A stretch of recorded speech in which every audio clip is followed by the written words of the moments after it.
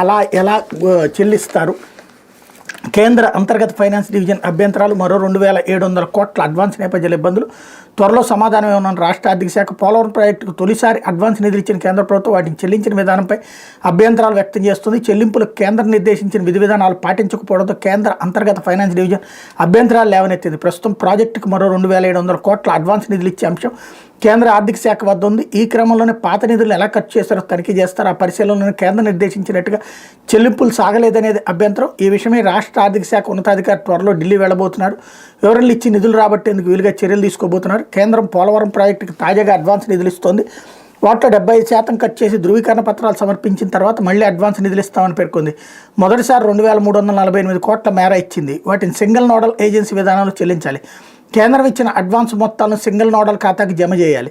ఆ ఖాతాను PFMSతో అనుసంధానం చేయాలి. చెల్లింపులు సైతం PFMS విధానంలోనే జరపాలి. వాటిని పోలవరం ప్రాజెక్ట్ అథారిటీ పరిశీలించి తనిఖీ చేసి ధృవీకరించాలి. ఆ ధృవీకరణ పత్రాన్ని కేంద్ర జలశక్తికి పంపాలి. దీంతోపాటు సంబంధిత ప్రత్యేక ప్రధాన కార్యదర్శి నిర్దేశించిన అంశాలకే ఆయా మొత్తాలు ఖర్చు చేసినట్టుగా ప్రొఫార్మా GFR 12Cలో సంతకం చేసి సమర్పించాలి. ఈ రెండు కలిపి కేంద్ర జలశక్తికి చేరాలి. ఇలా ఇచ్చిన మొత్తంలో 75% ఖర్చు చేసినట్టు ధృవీకరణ పత్రాలు కేంద్రానికి చేరిన తర్వాత మరోసారి అడ్వాన్స్ విడుదల చేస్తారు. అయితే ప్రస్తుతం కేంద్రం ఇచ్చిన అడ్వాన్స్ 2348 కోట్లతో కొంత మొత్తం మాత్రమే సింగిల్ నోడల్ ఖాతాలో చేర్చి PFMS ద్వారా చెల్లించారు. దాదాపు 1800 కోట్ల వరకు రాష్ట్ర ఖజానా నుంచి CFMS విధానంలోనే చెల్లించేశారు. దీంతో ఫైనాన్స్ డివిజన్ అభ్యంతరం వ్యక్తం చేస్తోంది. పోలవరానికి గతంలో బిల్లుల రీఎంబర్స్ విధానంలో కేంద్రం నిధులు ఇచ్చేది. గతంలో చేసిన పనుల బిల్లుల సమర్పణ ఇతర ప్రక్రియ అంతా CFMSలోనే పూర్తి చేశారు. అందువల్ల ఆ మొత్తాలను మళ్లీ PFMSకి బదిలీ చేయడంతో ఇబ్బందులు ఎదురయ్యాయి. దీంతో 1800 కోట్ల వరకు CFMSలోనే చెల్లించారు.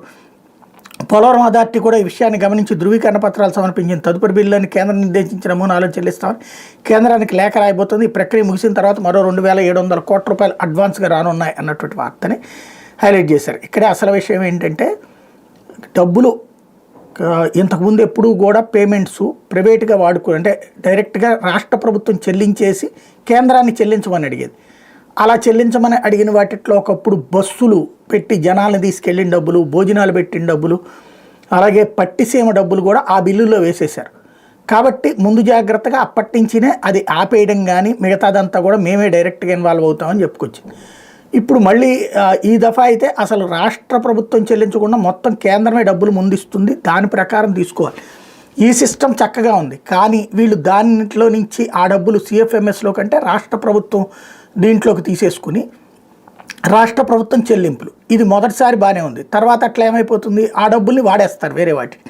అట్లా వాడటానికి వీల్లేదన్నదే ఇక్కడ కేంద్రం యొక్క ఉద్దేశం. వీళ్ళ ప్లానింగ్ వాళ్ళకి తెలుసు కాబట్టి రివర్స్లో చేస్తున్నట్టు. లేకపోతే న్యాయ